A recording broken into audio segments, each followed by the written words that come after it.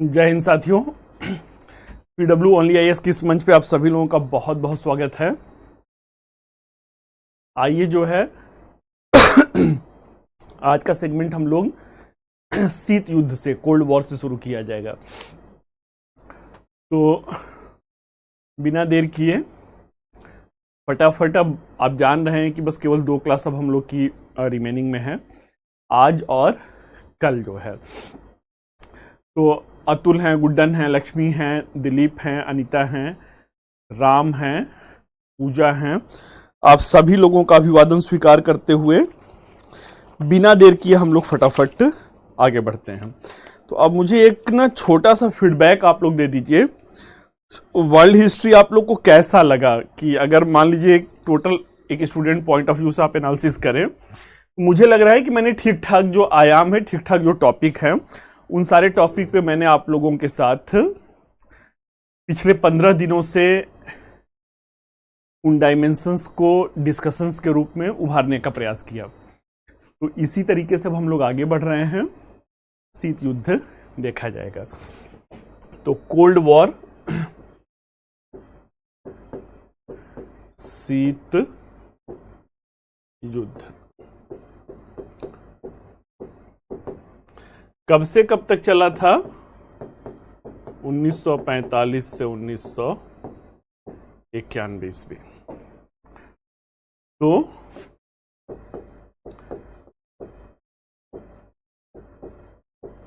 शीत युद्ध की परिस्थितियां क्या हैं? What were the circumstances which led to the cold war? यदि शीत युद्ध की परिस्थितियों को देखा जाए तो शीत युद्ध जो है किस रूप में है? शीत युद्ध जो है वर्ल्ड वॉर सेकेंड समाप्त हुआ था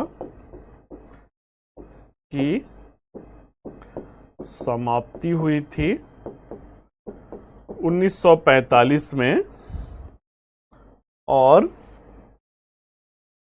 2 नवीन महाशक्तियों का उदय हुआ था। 2 नवीन महाशक्तियां कौन कौन सी हैं? तो 2 नवीन महाशक्तियां यूएसएसआर और यूएसए है। इन दोनों के मध्य क्या रहता है? इन दोनों के मध्य जो परमाणु युग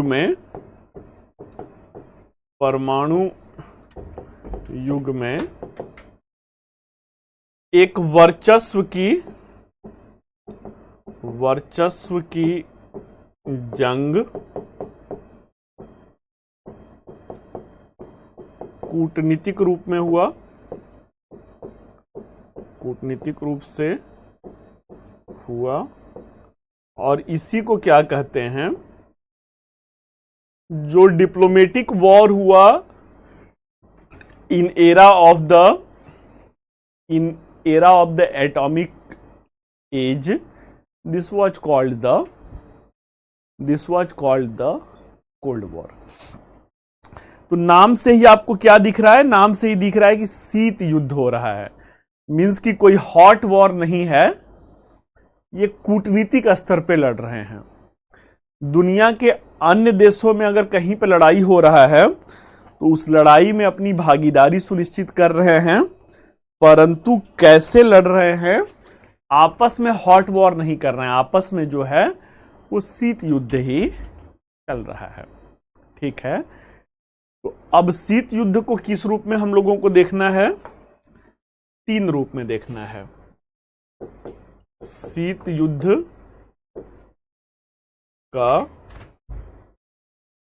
युद्ध का कारण क्या है? अगला जो है शीत युद्ध के विविध चरण कौन से हैं? और अगला जो है शीत युद्ध का कारण विविध चरण और शीत युद्ध का परिणाम क्या था। परिणाम, तो इन्हीं 3 मुद्दों पर देखना है। युद्ध कब शुरू हुआ था? तो युद्ध शुरू जो हुआ था 1945 में। समाप्त कब होता है? समाप्त रूस के विखंडन के साथ होता है। रूस कई भागों में बट गया, उनके बटने के साथ ये समाप्त होता है। तो अभी हम लोग कहां पे देखेंगे? शीत युद्ध का कारण क्या था। शीत युद्ध का कारण क्या था? तो कारण देखिए एक ही स्पष्ट है, वर्चस्व की जंग है। एग्जाम में लिखना है तो एग्जाम में लिखने के दृष्टिकोण से कई सारे कारण जो है इसमें गिनाए जा सकते हैं। तो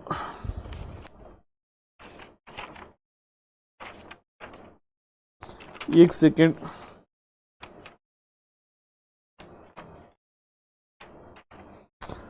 हाँ, शीत युद्ध का जो पहला कारण होगा रूस की क्रांति और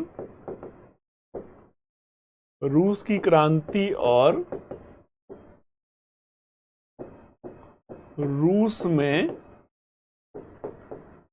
विश्व की प्रथम साम्यवादी सरकार का गठन। साम्यवादी सरकार का गठन। अब सिलेबस आप लोग के कमांडिंग एरिया में आ रहा है। रूस की क्रांति 1917 में हुआ था। 1917 में जो ये क्रांति हुआ उससे क्या हुआ भाई? प्रथम विश्व युद्ध का दौर था। प्रथम विश्व युद्ध के दौर में रसिया किस धड़े में था? अगर आपको याद आ रहा हो तो वर्ल्ड वॉर फर्स्ट में ट्रिपल आता था, जहां पे ब्रिटेन है, फ्रांस है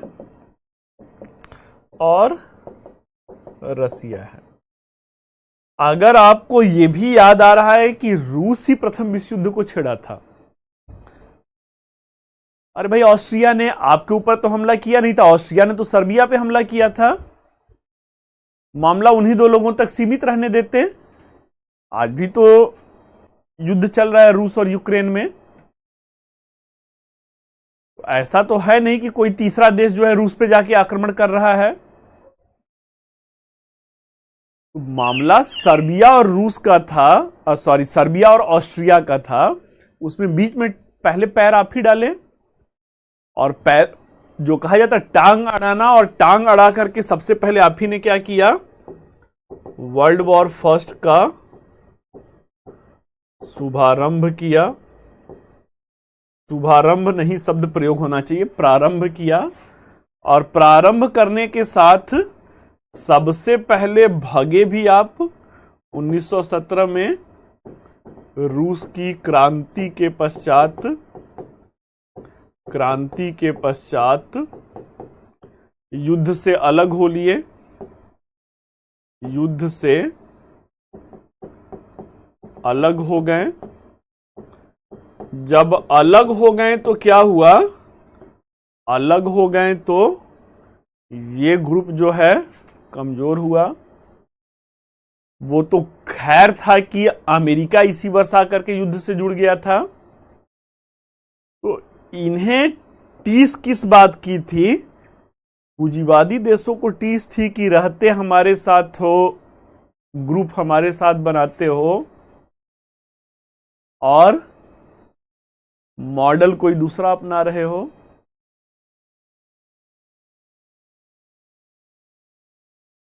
बीच मझधार में युद्ध भी शुरू आपने किया था, बीच मझधार में छोड़ के सबसे पहले भग भी आप ही रहे हो। और भाग रहे हो वो तो मान लीजिए वही नागवार था भाई कि आप भाग क्यों रहे हैं, युद्ध तो आपने शुरू किया। जले पे नमक जो कहा जाता है छिड़कना, जले पे नमक छिड़कना जो है, इस साम्यवादी सरकार ने क्या किया? इस साम्यवादी सरकार ने विदेशी पूंजी निवेश को रूस में विदेशी पूंजी निवेश को जब्त किया, विदेशी पूंजी निवेश को जब्त किया और उसका राष्ट्रीयकरण कर दिया, जब्त करके उसका जो है राष्ट्रीयकरण कर दिया। इससे क्या हुआ? इससे जो है ये जो पूंजीवादी विश्व हैं, इस कार्रवाई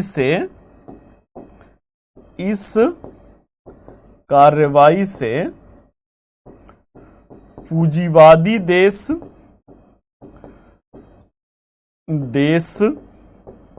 रूस से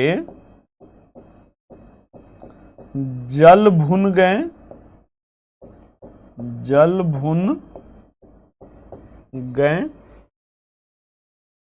जब रूस से जल भुन गए तो क्या हुआ? अब एक अविश्वास की खाई पैदा हो गई। इससे क्या हुआ? एक अविश्वास की खाई पैदा हुआ, और यही अविश्वास की खाई क्या था भाई? यही अविश्वास की खाई शीत युद्ध का कारण बना, शीत युद्ध का कारण बना। ठीक है, तो हम लोग क्या कर रहे हैं? हम लोग शीत युद्ध का कारण कर रहे हैं। शीत युद्ध के कारण में रूस की क्रांति और साम्यवादी सरकार ने कैसे भूमिका निभाया, इसे हम लोगों ने देखा। ठीक है, क्वेश्चन देखिए नाम मात्र का रहा है। क्वेश्चन एक पूछना है या दो पूछना है, इसीलिए सारा बल किस बात पे रहता है? वर्ल्ड हिस्ट्री में अच्छी बात यह है, वर्ल्ड हिस्ट्री में सबसे अच्छी बात यह है कि ये फैक्चुअल डेटा का कोई रोल नहीं है। बस जैसे कल चीन की क्रांति में बस केवल 6-7 फैक्ट आए थे। 6-7 फैक्ट मतलब 3 तो नाम ही थे, सन यात सेन, चांग काई शेक और माओ से तुंग।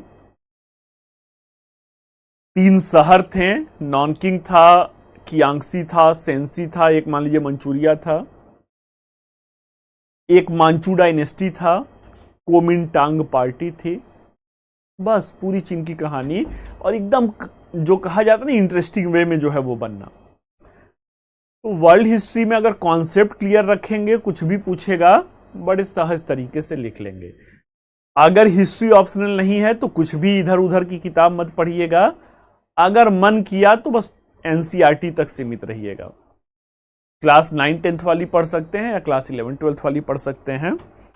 चलिए भाई, तो पहला कारण हो गया। अब दूसरे कारण पे आते हैं कि दूसरा कारण क्या था। तो दूसरा कारण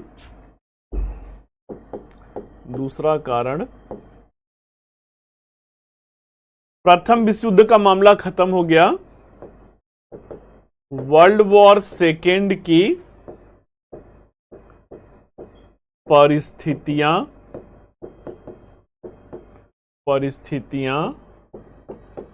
और रूस का पूंजीवादी विश्व से के प्रति और ज्यादा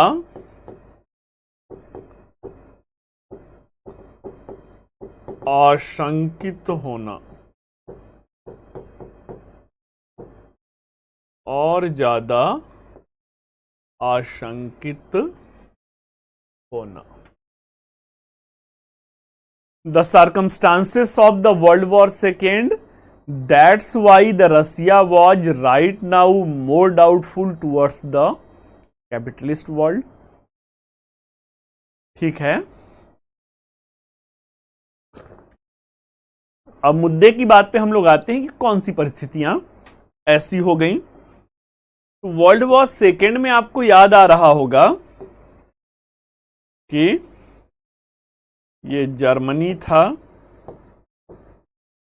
जर्मनी ने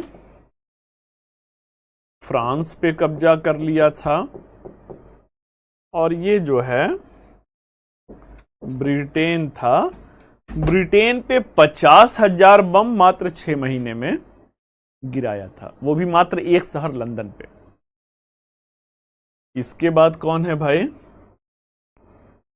जर्मनी के बाद पोलैंड है, पोलैंड के बाद USSR है। रूस से ये प्रथम विश्व युद्ध में ही जल भुन गए थे। कौन? पूंजीवादी विश्व के लोग। वर्ल्ड वॉर सेकेंड में क्या है भाई? वर्ल्ड वॉर सेकेंड में रसिया किस तरफ था? रसिया जो है जर्मनी, इटली, जापान वाले ग्रुप में था। तो जो जल भुन गए थे अब और ज्यादा इरिटेटिंग हो जाता है। इनके लिए द्वितीय विश्व युद्ध में दुश्मन देश से शामिल हैं। पहली बार वाले में भाई दुश्मन खेमा में नहीं गए, बस केवल युद्ध से अलग हो गए। ना काहू से दोस्ती, ना काहू से बैर। अब पूंजीवादी देश को लगा कि आप तो देखते ही देखते क्या हो गए, से शत्रु हो गए। जब शत्रु हो गए भाई तो उधर ही रहना चाहिए था। अब होता क्या है, जर्मनी जो है रसिया पे आक्रमण करेगा, जर्मनी जो है रूस पर आक्रमण करेगा, और इस आक्रमण के पश्चात रूस क्या होगा? रूस जो है इन लोगों की तरफ आ जाएगा। किधर? ब्रिटेन, फ्रांस, यूएसए के ग्रुप में। अब यूएसएसआर आ गया। इनका क्या मानना है?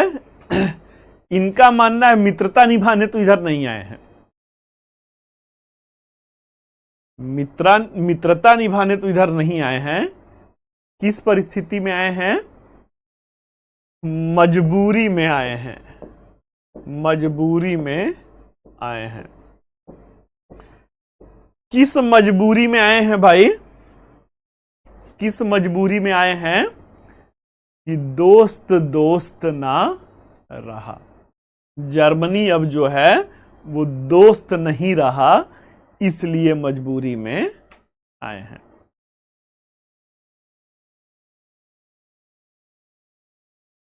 अब क्या है कि खतरा कब से था? खतरा जिस दिन से इन्होंने साम्यवाद धारण किया था। साम्यवाद की तो मूल लड़ाई ही किससे भाई? पूंजीपति वर्ग से है। तो खतरा तो ये पहले से ही थे। भले आप मजबूरी में आकर के हमारे मित्र बन गए हैं, लेकिन क्या होंगे? युद्ध के बाद भी हमारे लिए खतरा ही रहेंगे। लेकिन मजबूरी ने सबको जोड़ा हुआ था। क्यों? क्योंकि हिटलर ने पूरे यूरोप में आतंक मचाया हुआ था। किसी के हराए नहीं हार रहा था।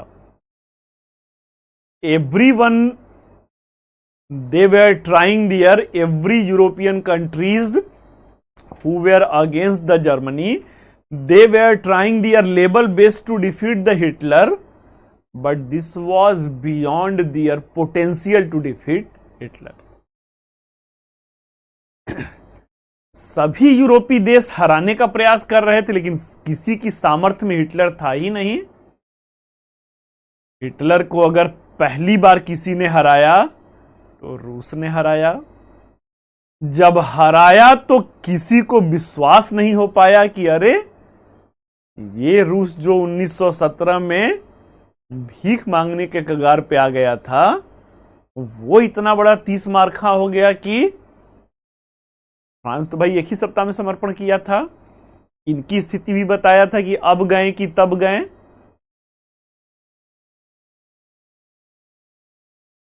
किसी को विश्वास नहीं होता है, परंतु सत्य रहता है कि किसी ने अगर हिटलर को हराया तो वो तो रूस था। कहावतें सुनाता हूं आप लोग को, कुछ और भी चीजें सुनाता हूं ना कि मन मस्तिष्क में छप जाए। कहानी जो है, अगर मान लीजिए ना, इतिहास एक ऐसा विषय, इसमें कुछ बदलता नहीं है। इतिहास एक ऐसा विषय है जिसमें कुछ भी बदलता नहीं है। इसीलिए जो इतिहास ऑप्शनल है वो बहुत ज्यादा लोकप्रिय है। क्यों भाई? अगली बार प्री नहीं निकला तो कुछ नहीं होगा अगर इतिहास ऑप्शनल है तो, क्योंकि कुछ बदलता नहीं है। अन्य सब्जेक्ट हैं जिसमें डायनेमिक सेगमेंट है,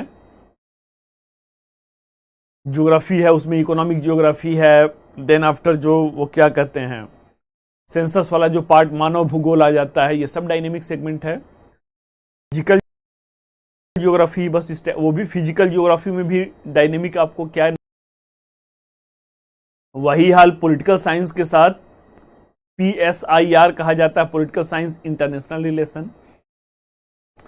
मुद्दे की बात क्या है कि कुछ अगर आपका जो शौक, जो आपका अपना युवा है, युवा पिक्चर देखते हैं या उनको शेरो शायरी थोड़ा वो लग, ये होता है कुछ भी सुना करके कहानी उनके मन में बैठा दिया जाए।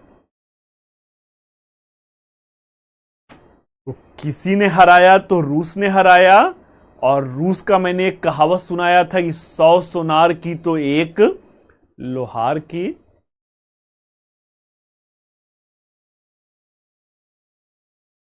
तो रूस ने जब हराया तो इनको हराते हुए स्टालिनग्राड से क्या किया, स्टालिनग्राड से इनको खदेड़ना शुरू किया, और हराते हराते पहले पूरे रूस को स्वतंत्र कराया।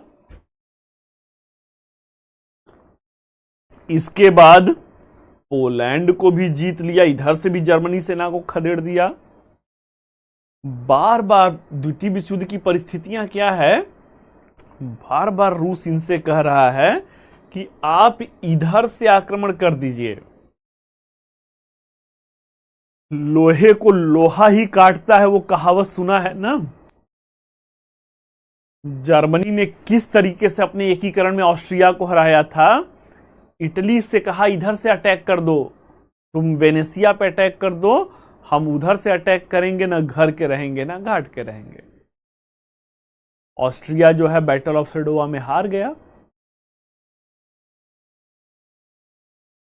1870 में फिर वही फार्मूला जो है, इटली से कहते हैं तुम मध्य इटली पे अटैक करो, हम उधर से राइनलैंड पे अटैक करेंगे।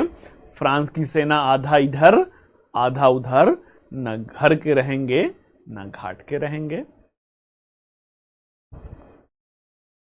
अब मुद्दे की बात क्या है कि रूस भी वही चाहता था कि आप लोग जो हैं इधर से अटैक कर दीजिए, मैं इधर से अटैक किया हूं। जर्मनी की सेना जब दो भागों में बढ़ जाएगी तो ना घर के रहेंगे ना,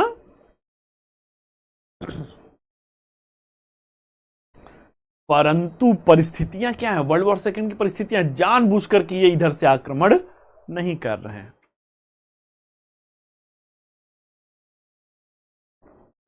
क्यों आक्रमण नहीं कर रहे हैं?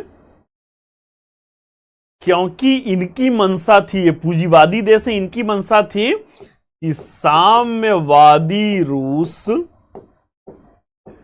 जितना कमजोर हो जाए युद्ध के पश्चात हमारे लिए उतना ही बेहतर है। अब रूस क्या है, रूस इस खेल को समझ गया ये सब तो जानबूझ करके हमें कमजोर करना चाहते हैं कि मैं लड़ करके मर मिट जाऊं, तो यहां से वो और आशंकित हो जाता है और तुरंत विश्व युद्ध के बाद क्या हो जाता है, शीत युद्ध की शुरुआत हो जाती है। आइए भाई, अगला कारण क्या है? तो अगला कारण है दो विचारधाराओं का संघर्ष।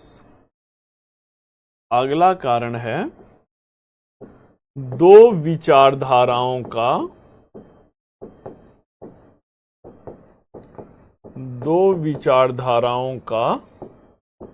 संघर्ष। दो विचारधाराओं का संघर्ष अब तक समझ चुके होंगे। कौन सी विचारधारा? पूंजीवादी विचारधारा और साम्यवादी विचारधारा। साम्यवादी विचारधारा और इन्हीं विचारधाराओं का संघर्ष का, इन्हीं विचारधाराओं के संघर्ष का, इस संघर्ष का जो परिणाम था, परिणाम क्या था भाई? शीत युद्ध था। शीत युद्ध था। तो कारण क्या है? आज जो देश में पॉलिटिकल पार्टी हैं, अरे भाई अपने ही देश के हैं। हर पार्टी क्या करती है? हर पार्टी कहती है कि हम देश का विकास करेंगे। जब सोच सही है कि देश का विचार करना है, तो आपस में ही क्यों लड़ रहे हैं? इसीलिए लड़ रहे हैं कि विचारधारा का संघर्ष है और इस विचारधारा के संघर्ष में लोकतंत्र है। आप और मैं, एक सामान्य नागरिक, स्वतंत्र है कि किस विचारधारा के पक्ष में आप जाना चाहते हैं। जिस विचारधारा के पक्ष में जनतंत्र है, जनतंत्र मतलब जनता है, उसी विचारधारा की सरकार है। तो यही अंतर्राष्ट्रीय स्तर पे हो रहा है। ये कह रहे हैं द्वितीय विश्व युद्ध समाप्त हुआ है, पूरा विश्व हमारे आदर्शों पे, हमारे वैचारिक आदर्शों पे चलेगा। इनका कहना है नहीं जनाब, हमारे वैचारिक आदर्शों पे चलेगा। इसी विचारधारा का जो संघर्ष है,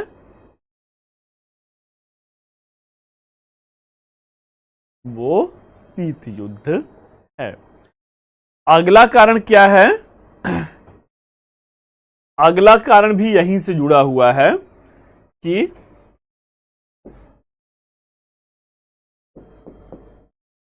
द्वितीय विश्व युद्ध के पश्चात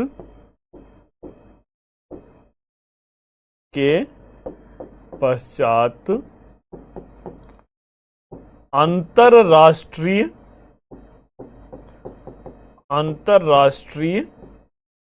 व्यवस्था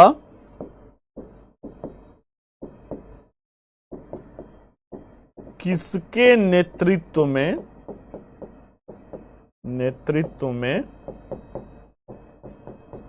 आगे बढ़े? किसके नेतृत्व में आगे बढ़े? तो अंतर्राष्ट्रीय व्यवस्था किसके नेतृत्व में आगे बढ़े, ये भी जैसे क्लास में भी आप देखते हैं, बचपन में स्कूल में रहे होंगे। अरे आपका भी क्लास कोई ऐसा तो है नहीं कि राम राज्य रहा होगा, या राम राज्य में भी क्या था? राम राज्य में भी कमियां थी। क्लास में भी अलग अलग ग्रुप होते थे। तो मुद्दे की क्या बात है भाई कि किसके निर्देशन में वर्ल्ड ऑर्डर आगे बढ़े? Actually this was the tussle and the cold war was the output of this tussle. तो चलिए भाई, ये कारण पक्ष हो गया। कहीं पे कोई डाउट, कहीं पे कोई डाउट है तो पूछ लीजिए, फटाफट आगे बढ़ा जाएगा। शीत युद्ध की जो प्रमुख घटनाएं थी उस पर हम लोग क्या होंगे, फटाफट हम लोग जो है उस पर आगे बढ़ा जाएगा।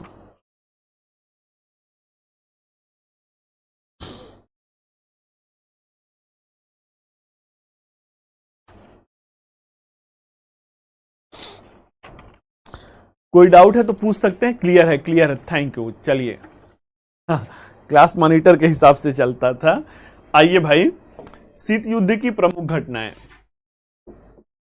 शीत युद्ध की विविध चरण और मुख्य घटनाएं।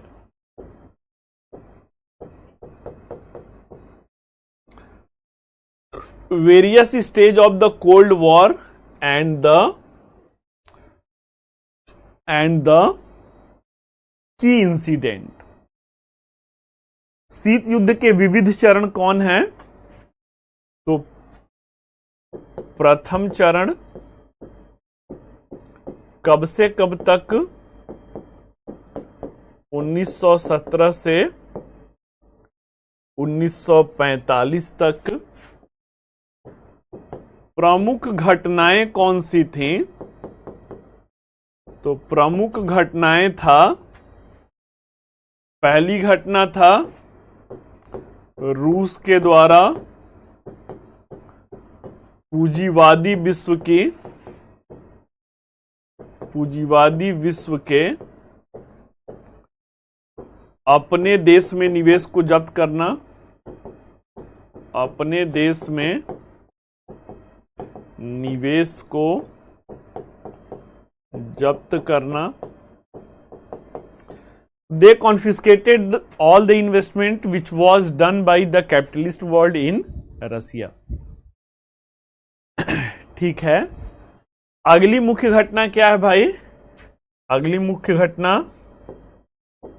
रूस के द्वारा विश्व के अन्य देशों में साम्यवादी विचारधारा का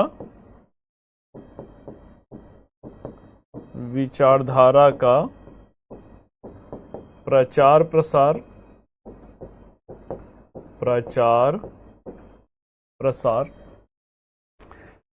अब ये प्रचार प्रसार कर रहे हैं तो क्या, अगर आपको याद आ रहा है द्वितीय विश्व युद्ध का कारण,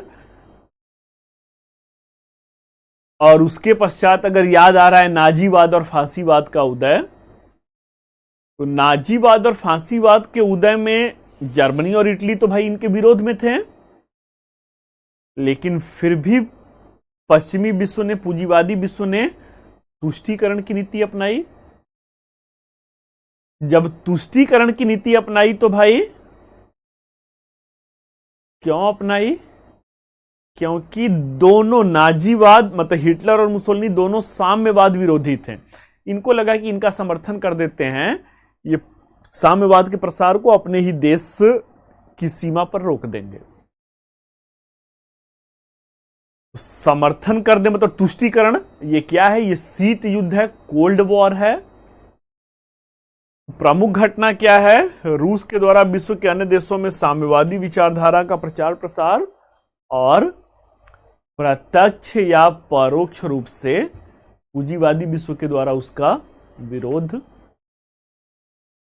अगली प्रमुख घटना क्या है भाई? तो अगली प्रमुख घटना विश्व युद्ध द्वितीय के दौरान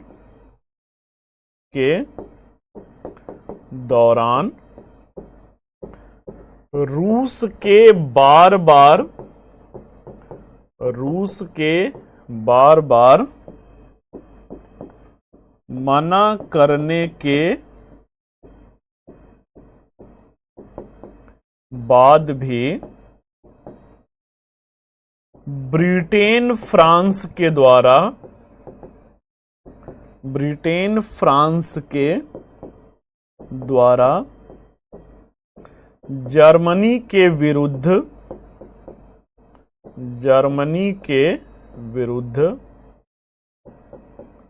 द्वितीय फ्रंट नहीं खोला जाना।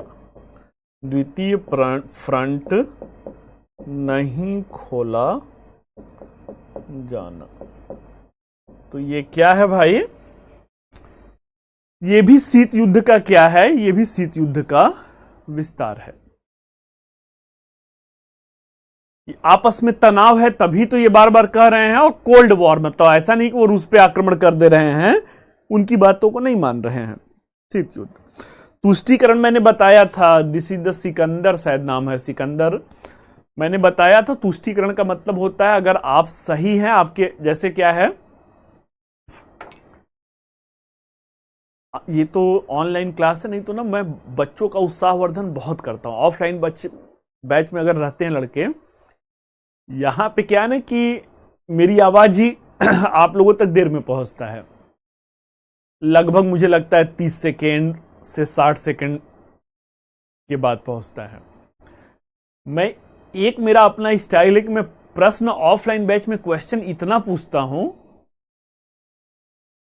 और क्वेश्चन पूछने का कहीं से यह उद्देश्य नहीं होता है कि आपके ज्ञान को मुझे जानना है। ज्ञान, अगर आप बहुत ज्ञानी रहते तो आप हमारे पास आते ही क्यों? तो क्वेश्चन इसलिए पूछा जा, और क्वेश्चन कौन सा पूछा जाता है? जो सिलेबस हो चुका है, जिसे पढ़ाया जा चुका है। दो चीजें हो सकती हैं, मैं प्रश्न पूछूंगा तो बच्चा या तो जवाब देगा या तो नहीं देगा। दे दिया तो उसका रिवीजन हो गया, अगर भूल गया तो मैं रिवीजन करवा देता हूं। मतलब नया वाला टॉपिक चल रहा है, साथ ही साथ पीछे वाले का भी रिवीजन हो रहा है।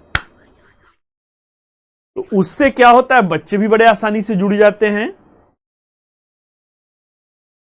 अब मुद्दे की बात है कि मान लीजिए आप उत्तर लिख रहे हैं, मुझे दे रहे हैं, और मैं बच्चों का उत्साहवर्धन, देखिए एक ना किताब मैं सजेस्ट करूंगा, कोई पढ़ा हो तो मुझे कमेंट बॉक्स में बताइएगा। मौका मिलेगा तो पढ़िएगा, जरूर पढ़िएगा। एक या दो किताब कहूंगा, अगर मौका है तो दोनों पढ़ लीजिए, नहीं तो एक पढ़ लीजिए। The power of subconscious mind, ये सब वर्ल्ड की बेस्ट सेलिंग है, इंडिया की बेस्ट सेलिंग नहीं, वर्ल्ड की बेस्ट सेलिंग बुक है। The power of subconscious mind, अब ये हिंदी में भी आ गया है। अवचेतन मस्तिष्क की अद्भुत शक्ति करके शायद हिंदी में है, जोसेफ मर्फी की है, जोसेफ मर्फी की है। और एक ब्रायन ट्रेसी की मेरे पास बुक है, सोच बदलो जिंदगी बदलो, कुछ है हिंदी में उसका ऐसे नाम है, सोच बदलो जिंदगी बदलो। आपके अगर थोड़े से, मुझे लगता है ना कि आप थोड़े से अगर संवेदनशील हैं, थोड़े से अगर तार्किक हैं, ये किताब पढ़िएगा। आपके अंदर इतना तो दावा कर रहा हूं कि अगर संवेदनशील हैं, जागरूक हैं, जितना आप मेहनत कर रहे हैं 25% मेहनत आपका बढ़ा देगा। असल में सारा मैटर ये है ना कि आपके सबकॉन्शियस और चेतन मस्तिष्क में कौन सी बातें जा रही हैं। यदि आपका शिक्षक, आपका गुरु जो है, छोटी छोटी चीजों पे आपका उत्साहवर्धन कर रहा है, शाबाश बेटा, बहुत अच्छा आपने बताया, वेरी गुड, आपके सबकॉन्शियस माइंड में क्या जा रहा है? एक पॉजिटिव संदेश जा रहा है, अरे सर तुम्हें मुझे शाबाश बोलना है, वाह बेटा, तब पॉजिटिव चीजें जा रही हैं। पॉजिटिव चीजें जा रही तो वो आपसे और पॉजिटिव एफिशिएंसी करवाता है। अगर मैं, कोई भी टीचर ये कहे अरे गधे हो, तुमको कुछ नहीं आता है, एकदम बेवकूफ हो, तुम्हारा आईएएस कभी नहीं निकलेगा, ऐसे कानों में शब्द आपको पिलाना शुरू करे, कुछ ही दिनों में आपकी सोच नकारात्मक हो जाएगी। सारा खेल ना सोच का है, मन के हारे हार है और मन के जीते जीत है।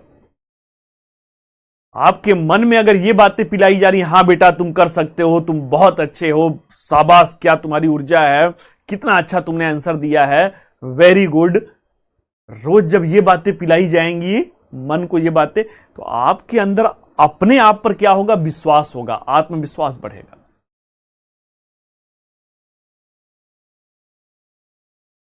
और मन जब सकारात्मक है, मन के हारे हार है, मन सकारात्मक, मन के जीते जीत है भाई।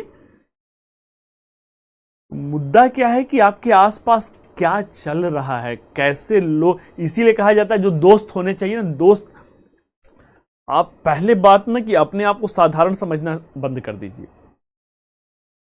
आपको लगता होगा ना, मैं अरे 10x10 के कमरे में रहता हूं, हर चीज की तो दिक्कत है, फलाना जो लड़का है वो पल्सर से चलता है, बुलेट से चलता है, मेरा तो सारा पैसा कोचिंग में खर्च हो गया, हर चीज पे लगता होगा कि अरे मैं बड़ा साधारण हूं।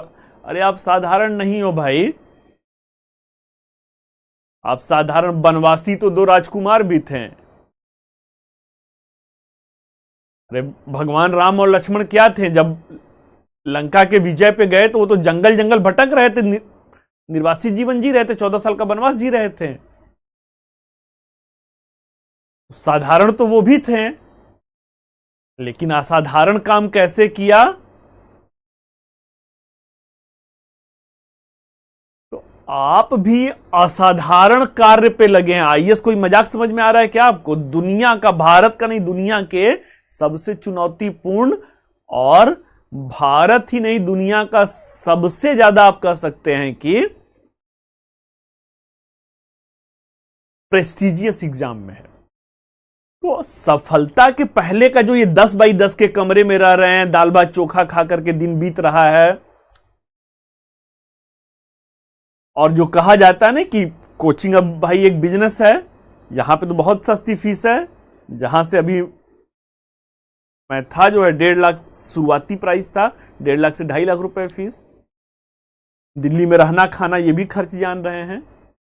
जब सारा पैसा इसी पे खर्च हो गया तो कहां से 5,000 का कपड़ा पहनेंगे, कहां से 25,000 वाला मोबाइल रखेंगे। तो आईएएस बनने के पहले का ये वनवास है, जो जीवन आप जी रहे हैं, साधारण अपने को मत समझिए। You all are the UPSC aspirant. IAS बनने के पहले का ये वनवास है, ठीक है। लेकिन मन को हमेशा क्या दीजिए, मन को वनवास मत दीजिए।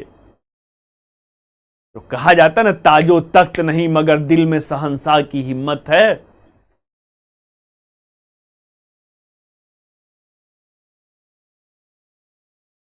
जिंदगी के आखिरी दौर पर मेरे आंखों पे झुर्रियां होंगी,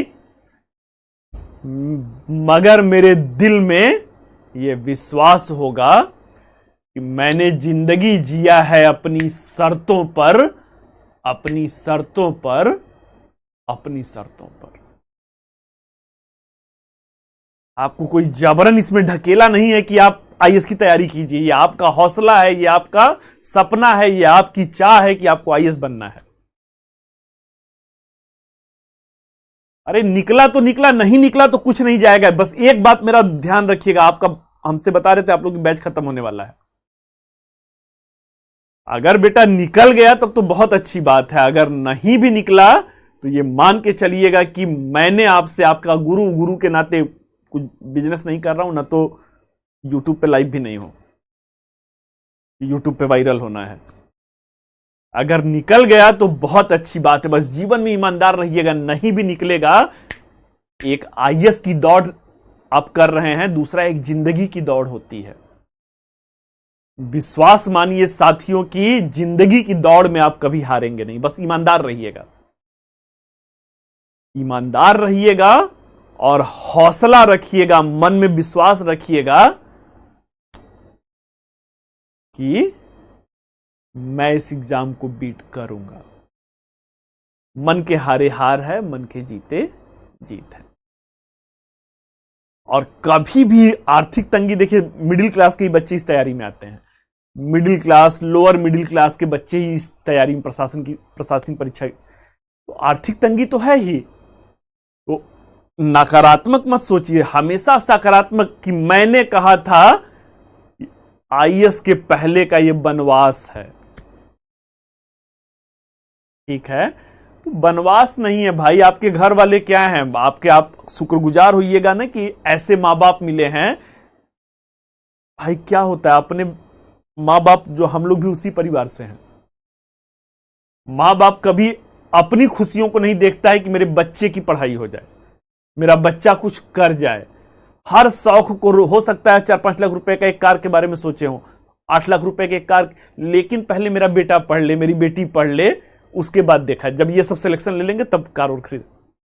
अरे वो भी मानव है, उनके अंदर भी हसरत है, लेकिन आपके लिए अपनी हर इच्छाओं का कुर्बान कर रहे हैं।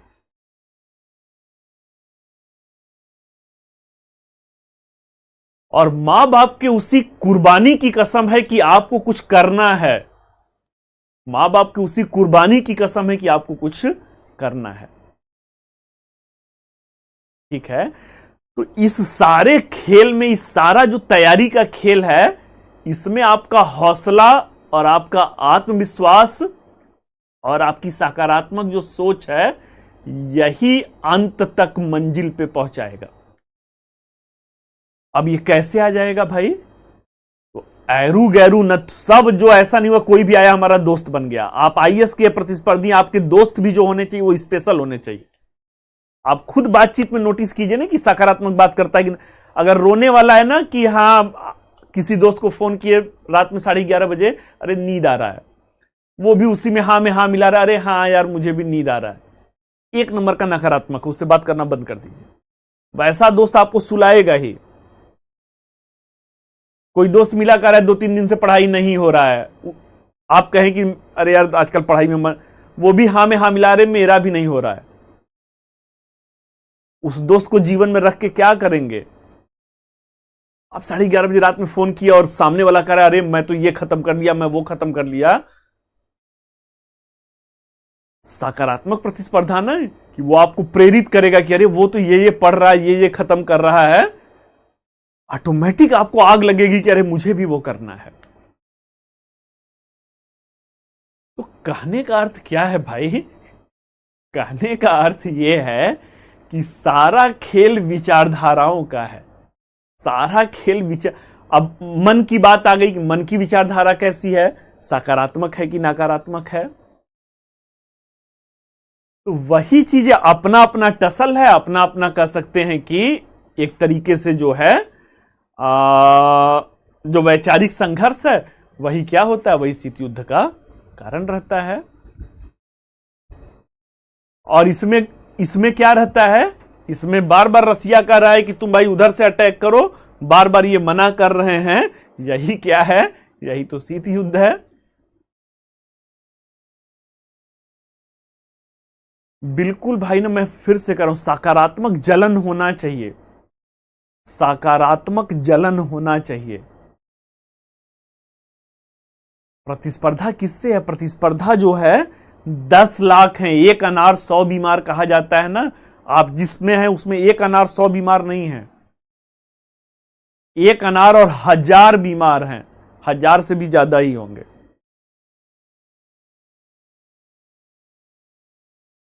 ठीक है, तो आइए भाई, ये प्रथम विश्व युद्ध का, अरे सॉरी, ये शीत युद्ध का प्रथम चरण है। आगे कहां पे बढ़ते हैं? अगला जो है द्वितीय चरण है।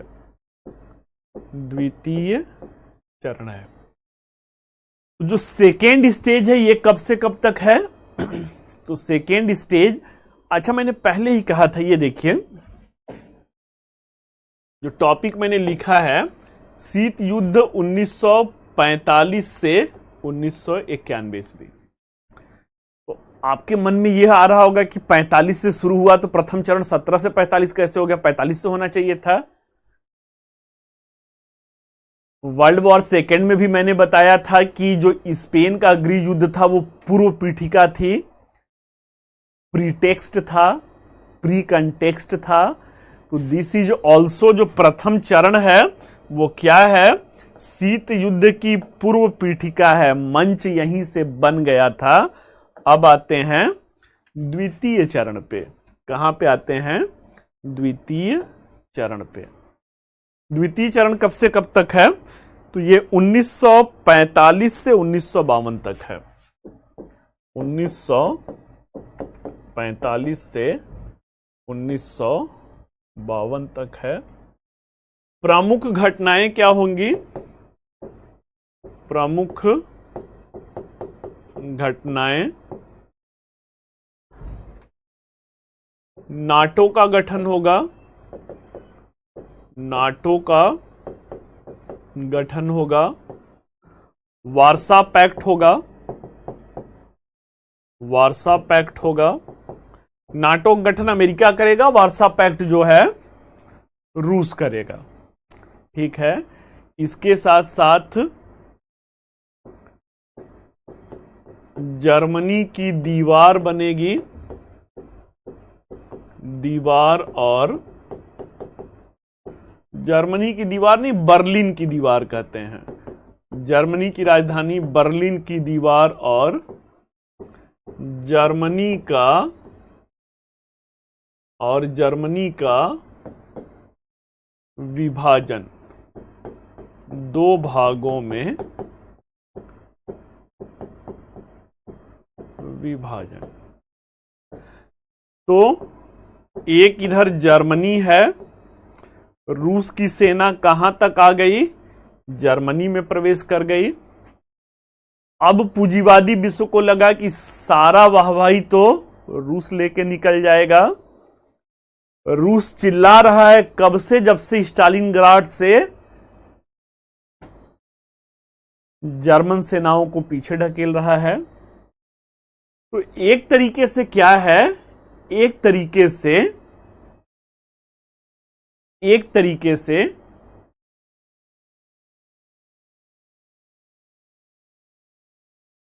तो क्या है भाई? एक तरीके से जैसे ही ये जर्मनी में प्रवेश करते हैं, ब्रिटेन और फ्रांस को क्या होता है कि सारा लाइमलाइट, सारा श्रेय द्वितीय विश्व युद्ध का ये ले जाएगा। वो उधर से अटैक करते हैं। अब दोनों सेनाएं कहां पे हैं? दोनों सेनाएं बर्लिन में हैं। रूस जितना ही जीतता जा रहा था, रूस जितना ही जीतता जा रहा था, उतना ज्यादा क्या कर रहा था? उन देशों में साम्यवाद का प्रसार करते जा रहा था। साम्यवाद का प्रसार करते जा रहा था। इसीलिए भी ये लोग कहां आते हैं? इसीलिए ये लोग भी अटैक करते हैं। अब क्या हो जाता है भाई? अब जो है बर्लिन जो है विभाजक रेखा हो जाएगी। बर्लिन की दीवार, बर्लिन की दीवार क्या हो जाएगा? एक विभाजक रेखा हो जाएगा। एक विभाजक रेखा हो जाएगा। तो विभाजक रेखा किस रूप में है कि बर्लिन के पूरब में साम्यवादी विश्व होगा और बर्लिन के पश्चिम में पूंजीवादी विश्व होगा। मतलब बर्लिन की दीवार ने विचारधाराओं को भी बांट दिया। बर्लिन एक ही देश के लोग अब दीवार के उस तरफ, जर्मनी का विभाजन भी हो गया, दीवार के उस तरफ साम्यवादी जर्मनी, दीवार के इस तरफ पूंजीवादी जर्मनी। तो ये क्या है? द्वितीय चरण की प्रमुख घटनाएं। इसी समय में क्या होता है? इसी समय में कोरियाई युद्ध होता है। कोरियाई युद्ध की घटना होती है। कोरिया के युद्ध की घटना होती है। उत्तर कोरिया आज भी देख रहे हैं, उत्तर कोरिया के जो किम जोन उंग हैं वो रूस गए हैं। उत्तर कोरिया को यूएसएसआर ने समर्थन दिया, मतलब साम्यवादी देश ने समर्थन दिया।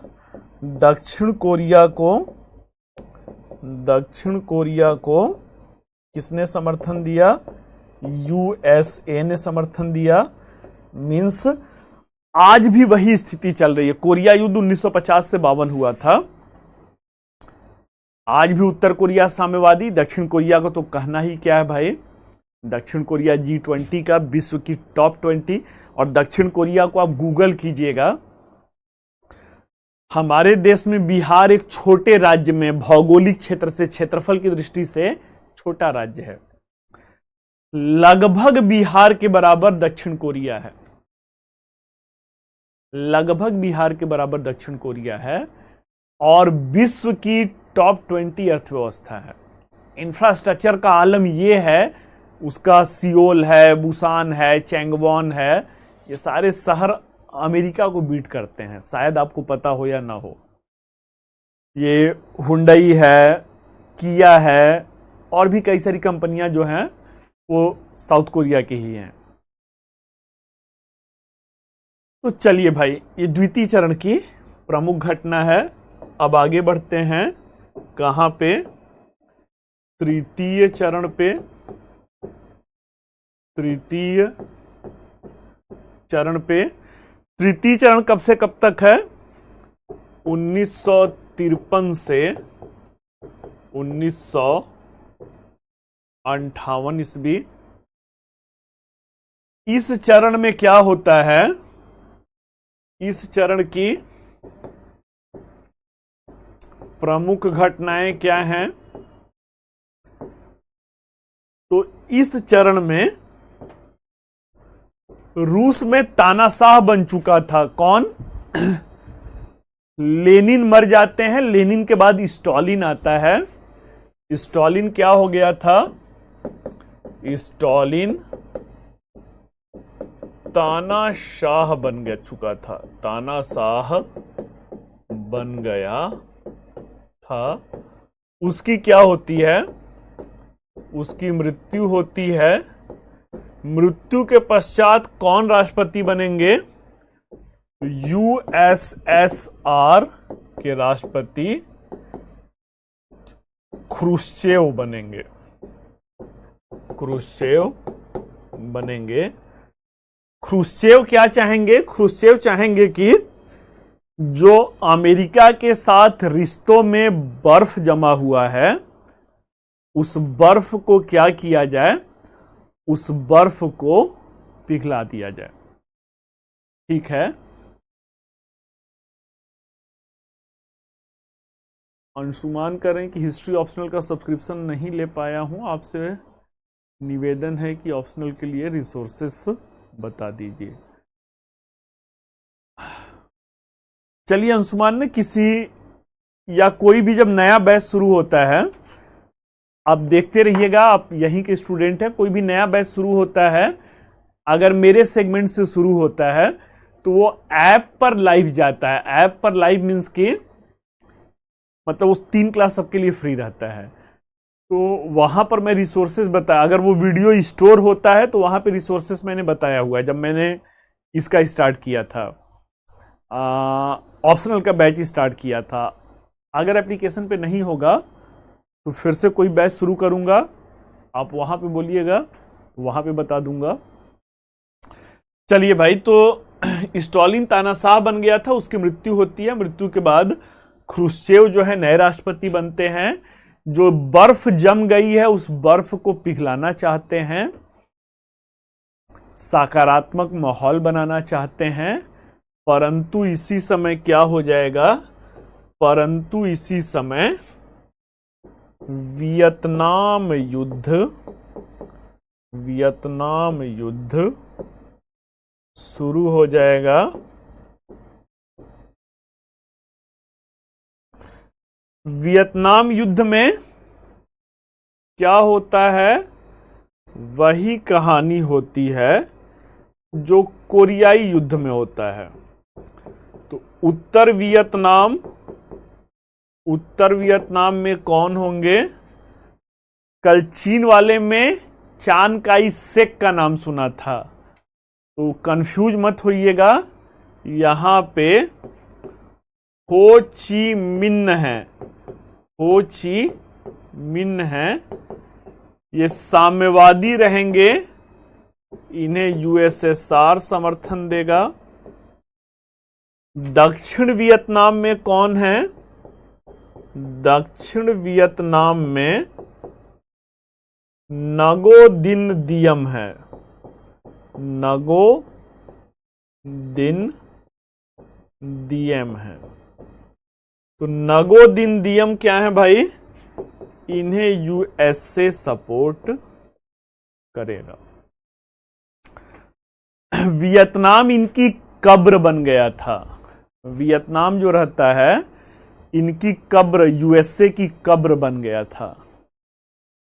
1960 के दशक में अमेरिका की 5 लाख फौज जो है, 5 लाख से भी ज्यादा फौज वियतनाम में। इतना तो वियतनाम की भी कुल अपनी फौज नहीं थी जितना अमेरिका से फौज वियतनाम में उतारा गया था। इतने सारे रॉकेट और इतने सारे बम गिराए गए कि आज भी जिंदा जो है बम वियतनाम के जंगलों से मिलते हैं। और ये जो वियतनाम है, इसके आदर्श कौन रहते हैं? ये जो हो ची मिन्ह और इसके समर्थक हैं, इसके आदर्श कौन रहते हैं? तो हजारों किलोमीटर हमसे दूर, उनका आदर्श अपने देश का कोई नहीं, उनका आदर्श दुनिया भर के तमाम मुल्क का कोई नहीं, अपने भारत के 2 शख्सियत, महाराणा प्रताप और छत्रपति शिवाजी महाराज रहते हैं। छत्रपति शिवाजी महाराज का गुरिल्ला युद्ध पद्धति इन्होंने अपनाया। महाराणा प्रताप का जो कहा जाता ना, घास की रोटी खा करके भी शहंशाह हिंदुस्तान से लड़ना महानता नहीं था। महानता यह था कि कोई लड़ाई थी ही नहीं भाई। अकबर को चुनौती देने वाला पूरे उस समय एशिया में कोई नहीं था, और महाराणा प्रताप तो पूरे राजस्थान के भी शासक नहीं थे। लेकिन मातृभूमि के प्रति वो लगाव, आजीवन संघर्ष किया। लेकिन अन्य राजपूत भाई वो कर रहे थे, समझौता कर रहे थे, लेकिन वो मातृभूमि की स्वतंत्रता के लिए लड़ते रहे। हो ची मिन्ह इन्हीं 2 लोगों को आदर्श बना करके 5 लाख की सेना इनकी यहां पे है, लेकिन हार नहीं माना और अंततः वियतनाम का युद्ध अमेरिका के लिए कब्र बना। कब्र बना और इट वॉज द निक्सन ही रहते हैं, रिचर्ड निक्सन ही रहते हैं, निक्सन ही रहते हैं। कैनेडी के बाद निक्सन ही है। तो राष्ट्रपति का चुनाव वो इसी मुद्दे पर लड़े थे कि अगर मुझे जिता देंगे तो मैं वियतनाम से अपने सैनिकों को सुरक्षित वापस बुलाऊंगा। राष्ट्रपति वो बनते हैं और बनने के बाद कब्र बन चुका था, तो इसीलिए उनको अमेरिका की जनता ने वोट दिया कि हमारे सैनिकों को वापस बुलाइए, और वो सैनिकों को वियतनाम से निकाल के भगे थे। तो क्या है भाई? तृतीय चरण की प्रमुख घटना यहां पर वियतनाम का युद्ध है। इसी चरण में क्या होता है? इसी चरण में मिस्र जो है, मिस्र स्वेज नहर का राष्ट्रीयकरण किया था। राष्ट्रीयकरण, नेशनलाइजेशन किया। मिस्र को सहयोग रसिया ने दिया, मिस्र को सहयोग रूस ने दिया। मिस्र पे आक्रमण ब्रिटेन और फ्रांस ने किया, परंतु अमेरिका इसमें चुप रहा।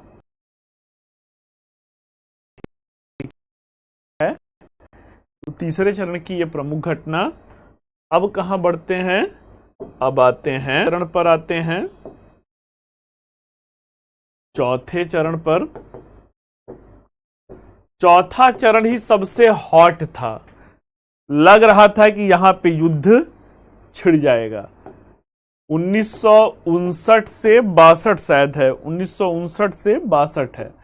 सबसे छोटा चरण है लेकिन सबसे प्रमुख चरण है।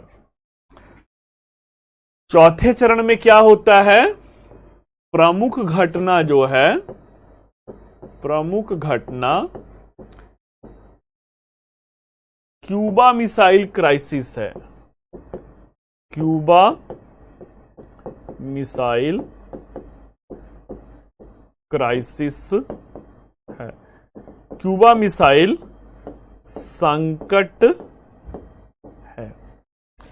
क्या है भाई क्यूबा मिसाइल संकट? तो अभी मैंने कहा ख्रुश्चेव जो है, जो जमी हुई बर्फ है उसे पिघलाना चाहते थे। ऐसे में 2 कदम आगे बढ़ते हैं और अमेरिका के साथ बातचीत के अवसर से सोचते हैं कि हल जो है किसी समस्या का बातचीत से निकलता है।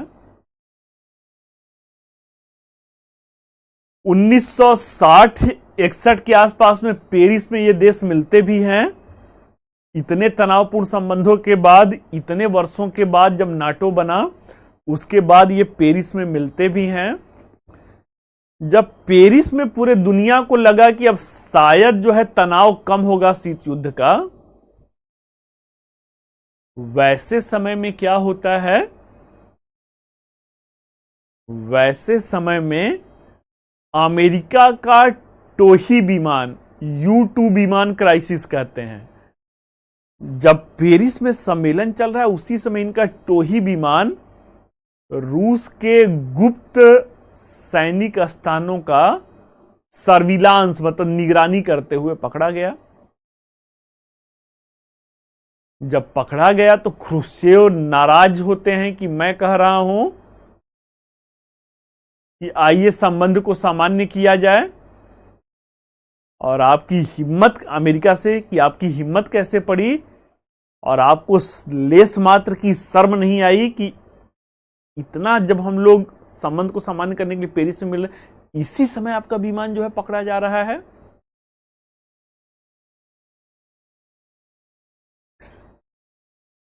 इसे ही निर्लज्जता की हद कहते हैं। इनका पारा गर्म है, ख्रुश्चेव का पारा गर्म है। अमेरिका क्या कहता है? अमेरिका कहता है कि चूंकि रूस की जो गतिविधियां हैं वो बहुत ही गुप्त रहती हैं, रूस की गतिविधियां बहुत ही गुप्त रहती हैं, वो अपने आंकड़ों को जारी नहीं करता है, वो क्या कर रहा है पता नहीं। वो कहा इसलिए हम उसकी निगरानी करते हैं, और कहता है आगे भी करता रहूंगा, और कहता है कि आगे भी करता रहूंगा। अब इनका पारा इतना गर्म होता है कि बीच सम्मेलन से ही सम्मेलन छोड़ के चले जाते हैं। ठीक है, गणेश का भाई कई बार मैसेज आ रहा है कि आज उनकी पहली क्लास है, लाइव क्लास है, और मुझसे मिलने के लिए आए हैं। अच्छा, बढ़िया बात है भाई। चलिए, अरे मैं पढ़ लिया आपका गणेश जो है। अच्छा, दुनिया का दर्शन हो गया, बहुत अच्छी बात है। चलिए भाई, तो कल ये सिलसिला जो है वो थम जाएगा आप लोगों के बैच के साथ। तो कहने का अर्थ क्या है कि अमेरिका जो जिस निर्लज्जता का परिचय देता है, वो कहता है कि आगे भी ये काम करता रहूंगा। ये नाराज होते हैं, सम्मेलन छोड़ के चले जाते हैं। एक कहावत आप सुने होंगे ना कि कहीं पे निगाहें कहीं पे निशाना। तो कौन सी घटना होती है? क्यूबा मिसाइल क्राइसिस होता है। अब क्यूबा मिसाइल क्राइसिस में क्या होता है, अमेरिका जो है वो पोलैंड में अपना मिसाइल लगाता है। अमेरिका जो है इस पोलैंड में अपना मिसाइल लगाता है, और मिसाइल लगा करके जो कहा जाता है ना, कहीं पे निगाहें कहीं पे निशाना, ये कहता है कि इस मिसाइल का टारगेट कौन है? रोग स्टेट, जो दुष्ट राज्य हैं। दुष्ट राज्य में वो इराक को, टर्की को, इन सारे राज्यों को रखता था। आईआर में आप लोग ये टॉपिक और विस्तार से पढ़ते हैं। दुनिया को बताता है कि निगाहें मतलब ये मिसाइल हम किसके लिए लगा रहे हैं, इन सबको कंट्रोल। लेकिन निशाना कहां पे रहता है? इस मिसाइल की रेंज में रूस का शहर मॉस्को आ रहा था। रूस का शहर मॉस्को आ रहा था। रूस कहता है कि ये बेवकूफ बनाना किसी दूसरे को सिखाइएगा। वो कहता है तुरंत मिसाइल हटाइए यहां से। क्यों? क्योंकि आपके मिसाइल के रेंज में हमारी राजधानी मॉस्को आ रहा है, अमेरिका मना कर देता है। अमेरिका मना करता है तो टी फॉर टैट जो कहा जाता है ना, कि टी फॉर टैट होता है, तो रूस जो है क्यूबा में मिसाइल कहता है कि मैं क्यूबा में मिसाइल लगाऊंगा और मेरे भी निशाने पे कुछ दुष्ट राज्य, रोग स्टेट हैं। अब जैसे ही कहता है मिसाइल लगाऊंगा, इस बार अमेरिका का पारा गर्म हो जाता है और अमेरिका घोषणा करता है कि जैसे ही ये क्यूबा की समुद्री सीमा में इनका मिसाइल आएगा, EEZ सुने होंगे आप, क्यूबा अमेरिका के नीचे है, एक्सप्लोसिव इकोनॉमिक जोन का नाम सुने होंगे। 200 नॉटिकल माइल मतलब लगभग 360-380 किलोमीटर के आसपास में होगा। जैसे ही कहते हैं कि इनके समुद्री सीमा में आएगा, इससे अमेरिका के ऊपर हमला माना जाएगा और हम तुरंत क्यूबा पे तुरंत आक्रमण कर देंगे। अब रूस की जहाज प्रशांत महासागर में आगे बढ़ रहा है अपने मिसाइल के साथ। उधर अमेरिका घोषणा कर चुका है कि जैसे ही समुद्री सीमा में आएगा आक्रमण करूंगा।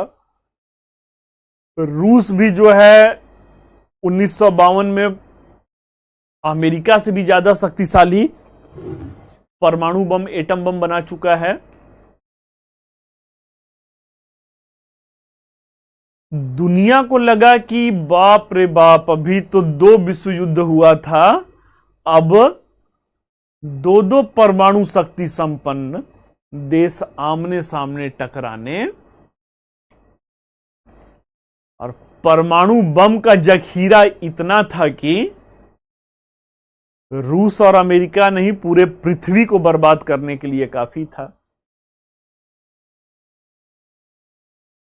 लगा कि अब कोल्ड वॉर नहीं, अब हॉट वॉर होगा, मतलब धीरे धीरे ये हॉट वॉर, क्योंकि दोनों आमने सामने आ चुके हैं।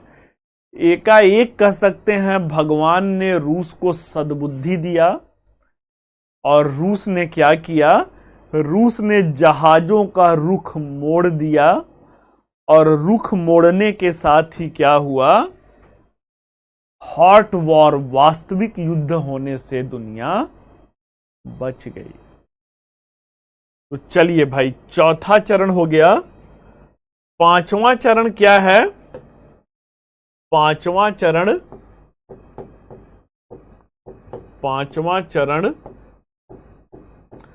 कब से कब तक है? तो पांचवा चरण जो है 1962 से 1979 है। 1979 है। इसे डिटेन कहते हैं, इसे शांति का काल कहते हैं। परंतु शांति के काल में भी प्रमुख घटनाएं हो ही रही हैं, और इस चरण की प्रमुख घटनाएं भारत पाक युद्ध है। भारत पाक युद्ध 1965 और 1971 है। तो चलिए भाई, ये शांति का काल है, लेकिन भारत में क्या है, भारत में हलचल है। आज अमेरिका हमारा मित्र बना हुआ है, उस जमाने में क्या रहता है, उस जमाने में जो है वो पाकिस्तान का मित्र था, और उस जमाने में भारत गरीब देश हुआ करता था। सांप सपेरों वाले देश के रूप में हमारा, वही 1969 में क्या हुआ था, इसरो का गठन हुआ था। पहला मिसाइल वाला आप लोग इधर अभी चंद्रयान में भी देखे होंगे कि साइकिल पे लाद करके भारत की पहली मिसाइल जा रही थी। वैसे दौर में जब पूंजीवादी विश्व का बोलबाला था और पूंजीवादी विश्व पाकिस्तान के साथ था, हमारे ऊपर वो लोग उपहास की नजरों से हंसते थे। देखिए, दुर्दिन के समय को व्यक्ति को भूलना नहीं चाहिए, अपने कठिन समय को व्यक्ति को भूलना नहीं चाहिए। उतने कठिन समय में अगर किसी ने मित्रता निभाया तो रूस ने हमसे मित्रता निभाया। और रूस का ही खौफ था ना कि पूंजीवादी विश्व और पाकिस्तान दोनों थोड़े कंट्रोल में थे। ठीक है, तो क्या है, हाँ बिल्कुल सही कि आज अपना चूल्हा जल रहा है इसलिए अमेरिका हमारा मित्र है। चूल्हा जल रहा है मतलब भारत के पॉकेट में पैसा है, पॉकेट में पैसा है मतलब कि अपने सामानों को वो बेच सकता है, बेच सकता है मतलब आज हमारा मित्र बना हुआ है। और कमोबेश आप देख रहे होंगे कि लाख कोशिश कर रहे हैं अमेरिका वाले, लेकिन हम रूस के खिलाफ कुछ एक तरफा नहीं बोल रहे हैं। उन्हीं गर्दिश के दिनों की, उन्हीं गुर्बत के दिनों की जो मोहब्बत रूस ने दिखाई थी, उसी का आज हम लोग उन्हें लौटा रहे हैं। आज पूरी दुनिया में रूस अछूत बना हुआ है। कौवे की तरह नोचने के लिए, गिद्ध की तरह नोचने के लिए पूंजीवादी विश्व रूस की तरफ है।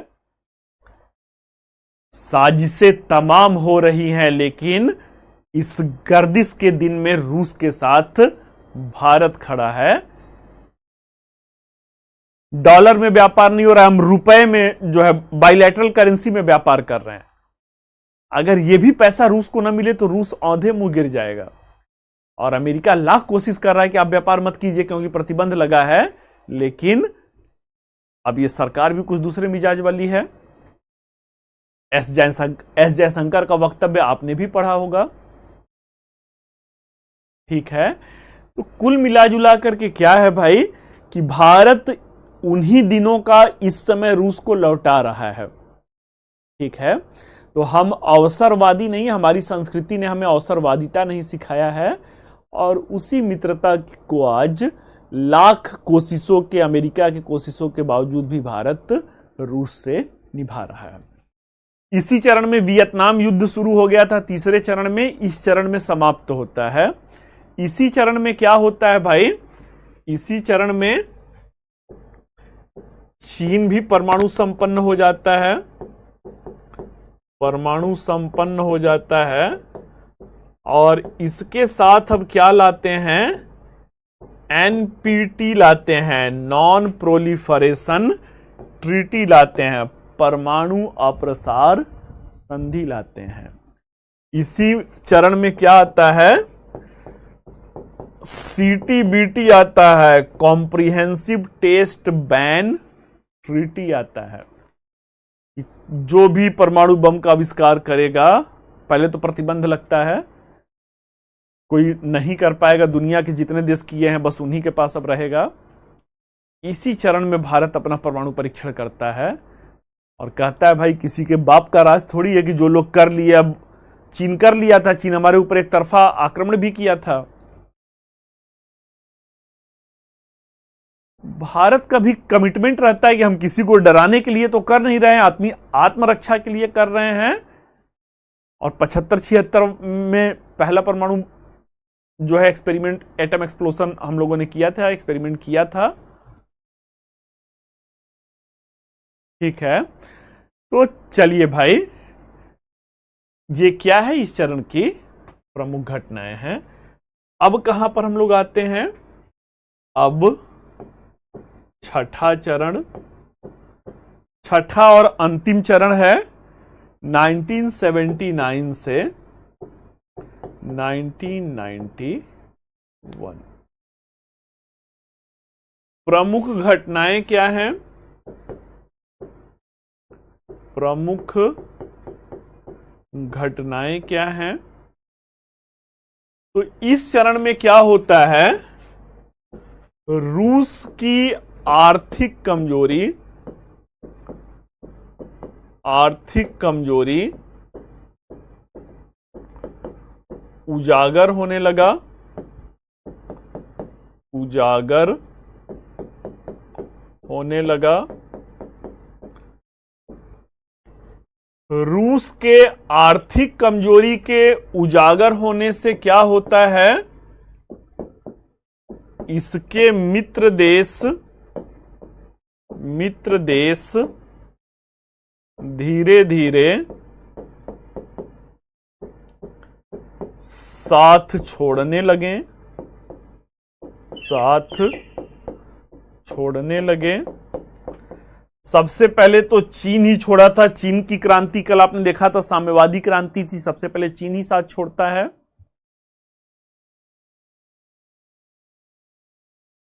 जब चीन साथ छोड़ता है तो चीन एलपीजी अपना लेता है, लिबरलाइजेशन, प्राइवेटाइजेशन एंड ग्लोबलाइजेशन।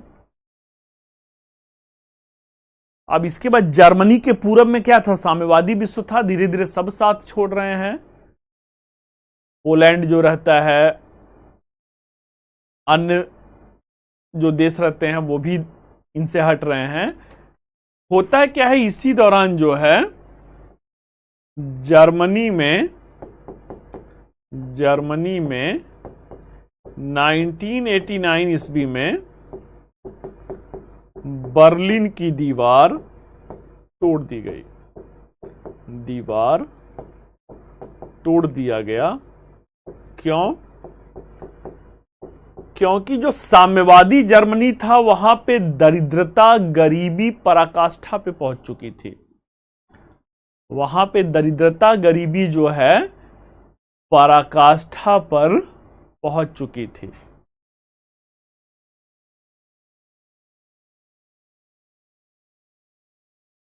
जबकि जो है पश्चिमी जर्मनी जो पूंजीवादी देश रहता है, वो पूंजीवादी देश नित नए समृद्धि का आयाम चढ़ रहा था।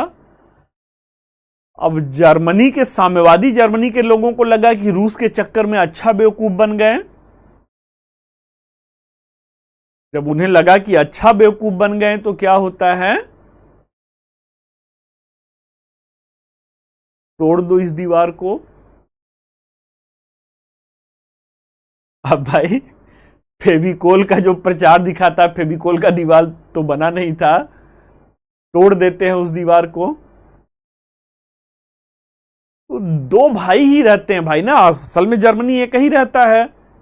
कमोबेश दीवार 1949 में खड़ी हो गई, जब जो कहा जाता ना कि सुबह का भूला शाम को घर आए तो भूला नहीं है। अब जो पूर्वी जर्मनी है उसे एहसास हुआ कि गलत किया हम लोगों ने, आपस में ही वो किया, तोड़ के दो भाई आपस में मिल जाते हैं।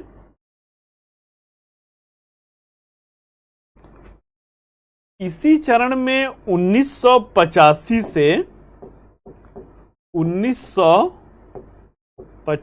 से रूसी अर्थव्यवस्था ढलान पर थी। यहां पर भी वही हालत लगभग हो रहा है। और क्या रहता है भाई, प्रशासन में भ्रष्टाचार और लाल फीताशाही है, लाल फीताशाही है। ठीक है, 1985 से जो रूसी अर्थव्यवस्था ढलान पर थी, अब क्या होगा, तो नए राष्ट्रपति आते हैं। नाम क्या है, नए राष्ट्रपति का नाम मिखाइल गोर्बाचोव है, मिखाइल गोर्बाचोव है, गोर्बाचोव है।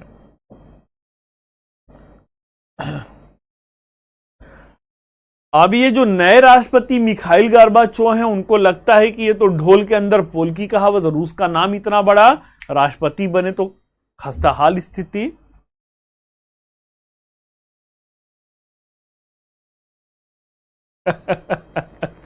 आप लोग का कमेंट मैं नहीं देख पाता हूं, अंबुजा सीमेंट का नहीं बना था ना। बढ़िया है भाई। चलिए जो है, तो पाकिस्तान नहीं आएगा, वो भटके हुए लोग हैं। ठीक है, पाकिस्तान नहीं आएगा। देखिए संकेत मिल रहा है कि शायद गुलाम पाकिस्तान जो है, पीओके जो है, वहां पे महंगाई इतना ज्यादा हो चुका है, कॉमन कमोडिटीज जो कहा जाता है ना, सामान्य जरूरत की वस्तुएं इतनी महंगी हो चुकी है। शायद आपको यह पता होगा कि जम्मू कश्मीर को हमने स्पेशल स्टेटस का दर्जा दिया है, विशेष राज्य है। विशेष राज्य, जितने भी भारत में विशेष राज्य हैं, वो केंद्र से जितना उनको उधारी दिया जाता है, अगर 100 करोड़ दिया गया तो 90 करोड़ आपका है, बस 10 करोड़ जब भी होगा लौटा दीजिएगा। इतना ज्यादा फंडिंग जम्मू का। एक तो भारत की इस समय स्थिति बहुत अच्छी चल रही है, बढ़िया, सब चंगा चल रहा है। दूसरे उसमें जम्मू कश्मीर विशेष राज्य तो बहुत ज्यादा फंडिंग है। अब उसी कुछ किलोमीटर की दूरी पे बुरे फंसे हुए हैं जो पाकिस्तान में चले गए उस समय। ये भी उसी दिन की घटना है। 1949 में ही बर्लिन की दीवार बनी थी, 1949 में ही पीओके बना था, पाकिस्तान ऑक्युपाइड कश्मीर। अब इस्लाम के चक्कर में तो चले गए। हालत वहां की देखिए ना, बहुत ज्यादा गंभीर है हालत वहां की, बहुत ज्यादा। अभी कल का न्यूज है, शायद आप लोग पढ़े होंगे, G20 में इस बार आपने सऊदी अरब का रुख देखा होगा। सऊदी अरब जो था वो शुरू से ही पाकिस्तान को सपोर्ट करता था, और ये हमेशा से बरगला रहे थे मतलब ना, जो ऑर्गेनाइजेशन ऑफ इस्लामिक कंट्रीज है, OIC है, OIC में लगभग 50 देश के आसपास में इस्लामिक देश हैं। पाकिस्तान हमेशा वहां पे जम्मू कश्मीर का राग अलापता था और इस्लाम के नाम पे समर्थन लेता था। सऊदी अरेबिया उनका बहुत बड़ा पैरोकार था। सऊदी अरेबिया 1949 के दौर से अमेरिका का बहुत ही स्ट्रांग बॉन्ड है उसका। सऊदी अरेबिया की ईरान से नहीं पड़ती, अमेरिका की भी ईरान से नहीं पड़ती है, तो वो वाला भी एक बॉन्ड है। सऊदी अरेबिया पाकिस्तान को हर मोड़ पे, हर जगह पे, और बड़ा इस आर्थिक दुश्वारी में भी उनको बहुत ज्यादा दिया।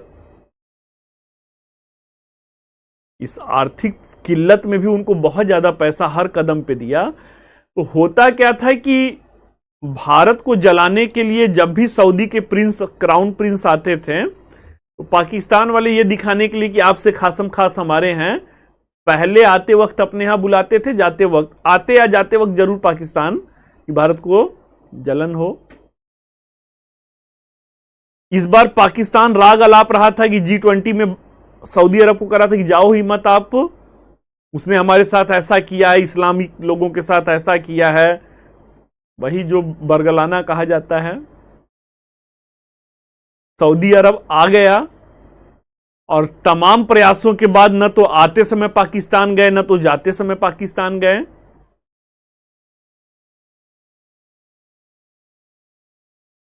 और जो इस्लाम वाला, अभी इस्लाम वाला कार्ड खेल रहे थे, वो इस्लाम वाला कार्ड भी परसों का उनका जो पाकिस्तानी इंटरनेशनल एयरलाइन है, सऊदी अरब के ईंधन का पैसा नहीं चुका पा रहे हैं।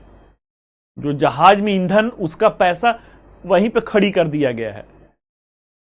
मतलब एक इस्लामिक देश ने ही, यही हाल वहां पे भी हुआ है, UAE, जहां दुबई पड़ता है, UAE में भी पाकिस्तान की एयरलाइनें खड़ी कर दी गई हैं कि आप नहीं लेके जा सकते हैं जब तक ईंधन का पैसा नहीं देंगे। तो स्थिति बहुत ज्यादा इस समय वहां पे भयावह चल रहा है। तो पीओके से चल रहा है, झंडा बुलंद है जो है कि मुझे भारत में मिला लीजिए। तो हो सकता है, बाकी पाकिस्तान को सद्बुद्धि नहीं आएगा, और ना आए तो ठीक है, जब चले गए तो चले गए। अब क्या जो है वो, और उनसे ज्यादा मुस्लिम लोग हमारे देश में रहते हैं, और आप लोग भी देखिए, कोई अब बच्चे तो है नहीं, पाकिस्तान के मुस्लिमों से भारत के मुस्लिम भाइयों की स्थिति लाख गुना, मैं जोश में आके नहीं कहूंगा, सैकड़ों गुना बेहतर है, सैकड़ों गुना बेहतर है। और जावेद अख्तर साहब का नाम सुने होंगे, बहुत बहुत सारे ऐसे इस्लामिक कह सकते हैं, अरे भाई, भारत ने क्या नहीं दिया है? ये एक ऐसा मुल्क है जहां पे बॉलीवुड पे राज कौन करता है? बॉलीवुड पे राज आमिर खान, शाहरुख खान, सलमान खान, सैफ अली खान। क्यों? क्योंकि हमारे रगों में कट्टरता नहीं भरा गया। हम स्टार बनाते समय ये नहीं देखे ना कि ये किस धर्म के हैं, किस कौम के हैं।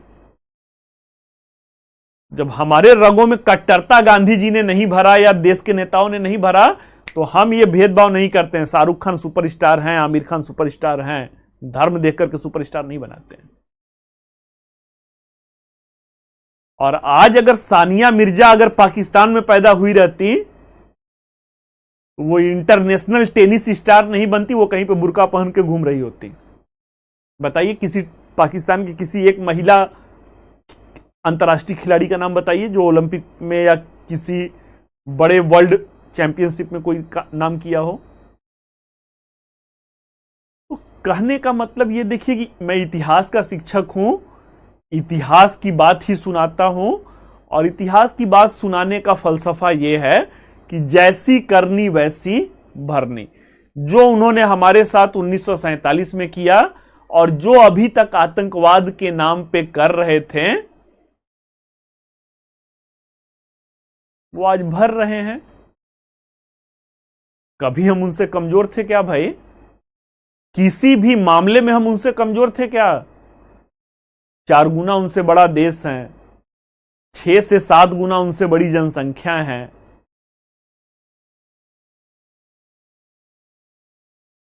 12 से 15 गुना उनसे बड़ी अर्थव्यवस्था है।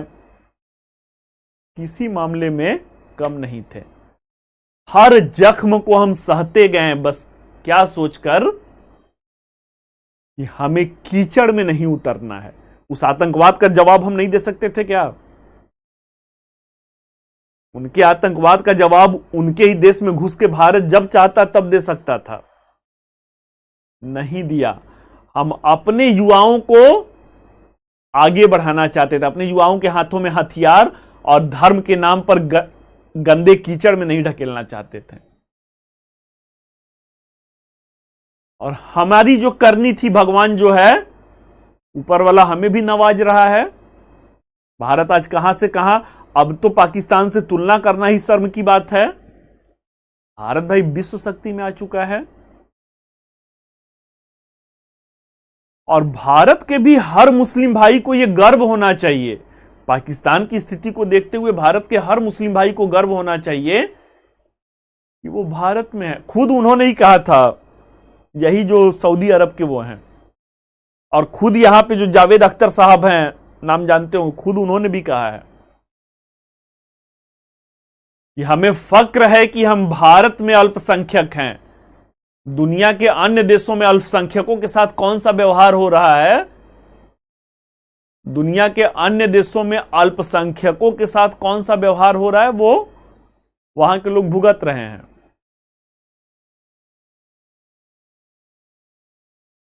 कुछ कमियां हमारे अंदर भी हो सकती हैं भाई, मैं ये नहीं कह रहा हूं कि एकदम सब कुछ जो है वो है, कुछ कमियां हो सकती हैं, लेकिन कुल मिला जुला करके जितने भी अन्य धर्म के हमारे देश में लोग हैं, अरे सिख भी तो अलग ही धर्म है, खालिस्तान की मांग चल रही है।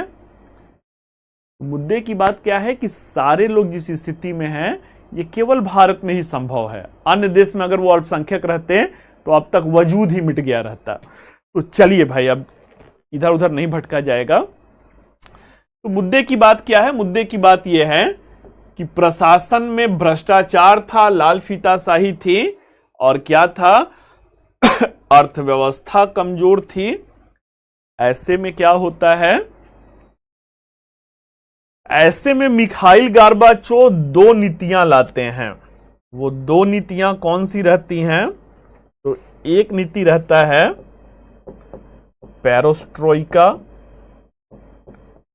पेरोस्ट्रोइका, और दूसरी नीति जो रहती है वो ग्लासनोस्ट की रहती है।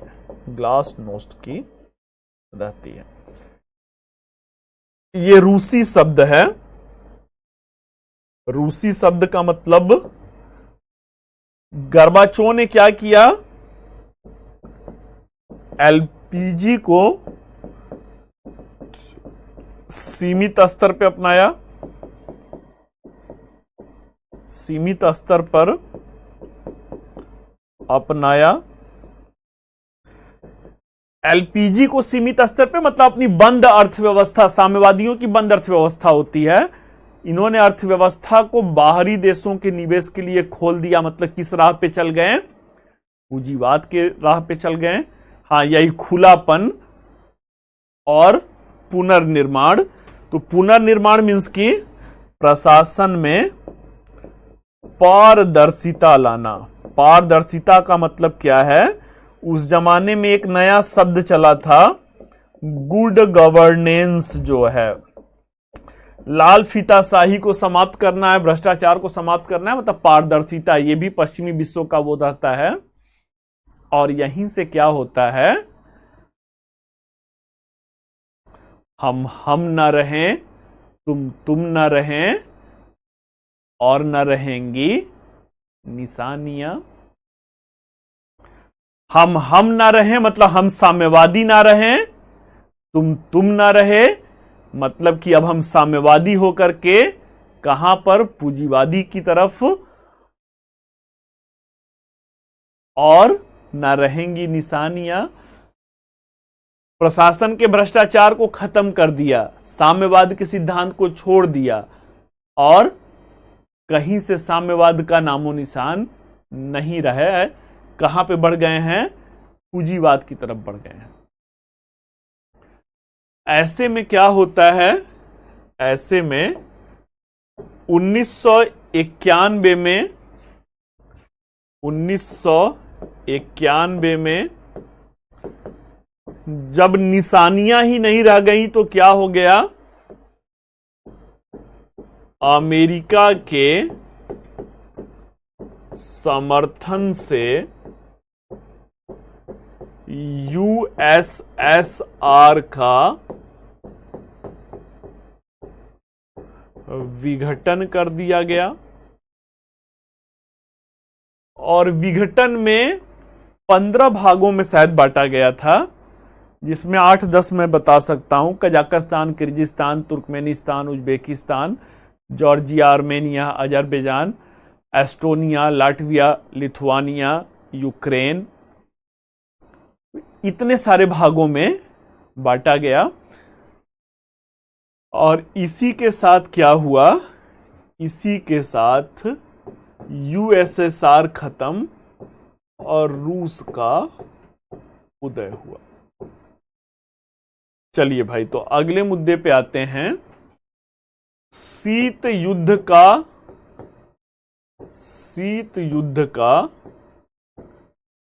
क्या प्रभाव पड़ा?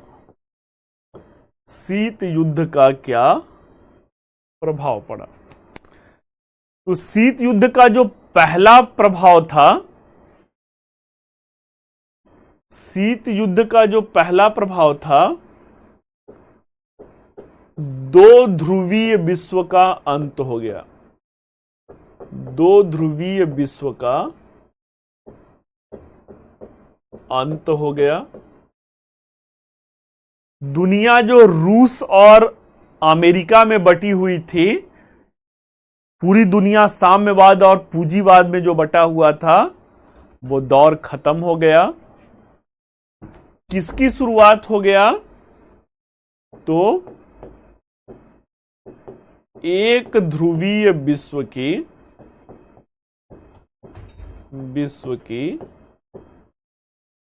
यूनाइटेड स्टेट्स ऑफ अमेरिका के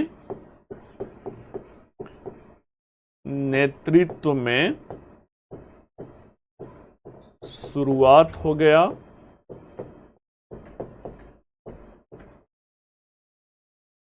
इस एक ध्रुवीय विश्व में क्या रहा भाई?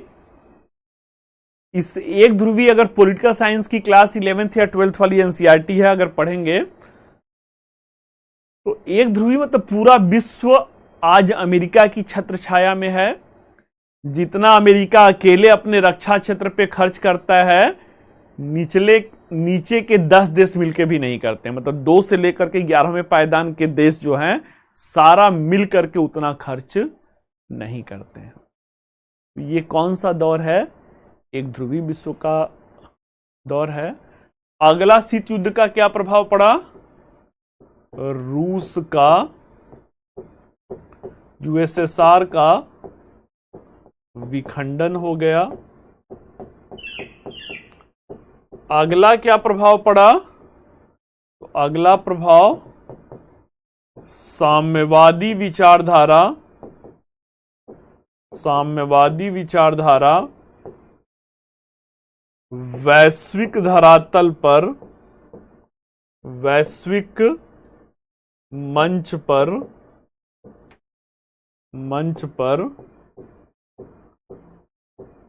कमजोर हुई,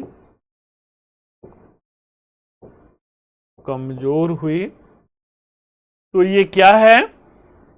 ये शीत युद्ध का प्रभाव है। अगला प्रभाव क्या हुआ? वैश्विक व्यवस्था पर,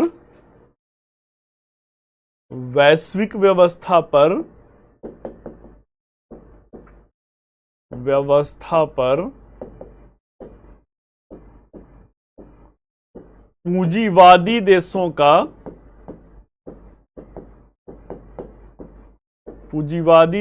का वर्चस्व कायम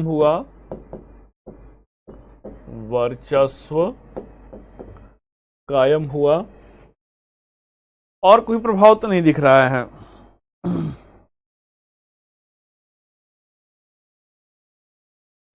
हाँ, अंतर्राष्ट्रीय संगठनों पर एक और है, अंतर्राष्ट्रीय संगठनों पर, अंतर्राष्ट्रीय संगठनों पर जैसे कि उदाहरण दे सकते हैं यूएनओ, आईएमएफ, डब्ल्यूटीओ इत्यादि संगठनों पर पूंजीवादी देशों का प्रभुत्व कायम हुआ,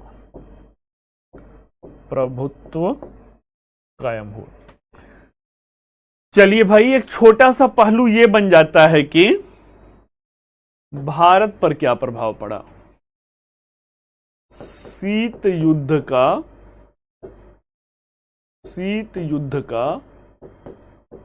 भारत पर प्रभाव, शीत युद्ध का भारत पर प्रभाव। तो भारत पे भी 2-3 प्रभाव पड़े हुए थे, जैसे कि भारत ने भी क्या किया? भारत ने भी 1991 ईस्वी में एलपीजी मॉडल अपनाकर अपनी बंद अर्थव्यवस्था को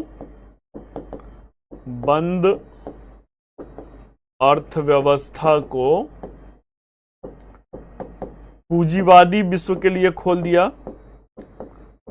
पूंजीवादी विश्व के लिए खोल दिया। अगला भारत पे क्या प्रभाव है? रूस के कमजोर होने से हमारी विदेश नीति की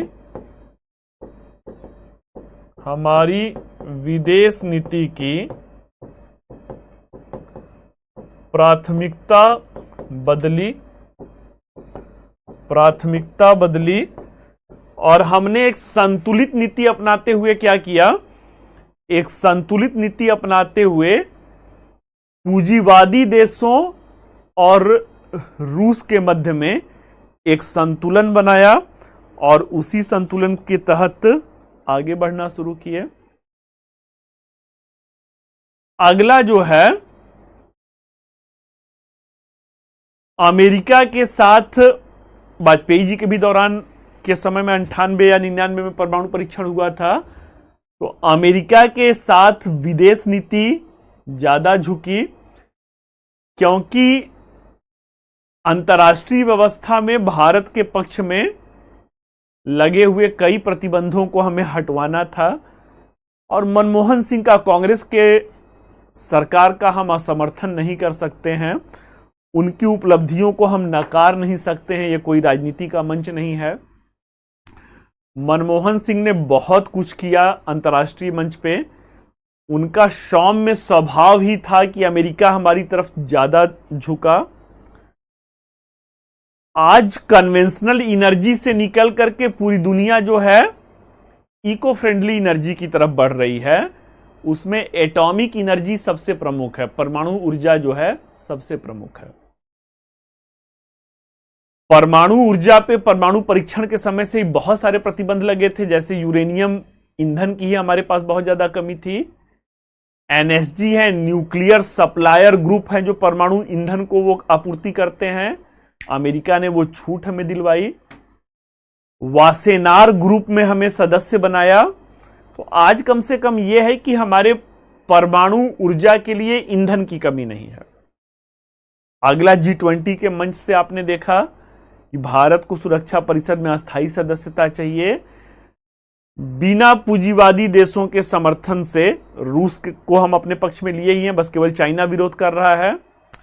अमेरिका के साथ अच्छे रिश्ते हैं तो अमेरिका, ब्रिटेन और फ्रांस भी समर्थन देगा।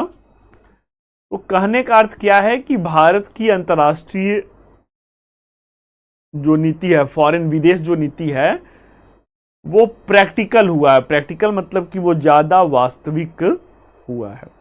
चलिए भाई, कोई भी डाउट है तो आप प्रश्न पूछ सकते हैं। इसका नोट्स आपको मिल जाएगा। आज की क्लास यहीं पे समाप्त होती है, तो फटाफट अपना डाउट बताइए। अगर क्लियर है तो वो भी मैसेज बॉक्स में मुझे क्लियर कीजिए। कल हम लोग अंतिम क्लास में मिलेंगे और उस अंतिम क्लास में अंतिम टॉपिक को हम लोग एड्रेस किया जाएगा। Is there any doubt from today class and? एक बार मैसेज बच्चों का देख लेने दीजिए। सही है, क्लियर है, ठीक है भाई। चलिए तो यहीं पे हम लोग क्लास को समाप्त करते हैं। All the best, thank you.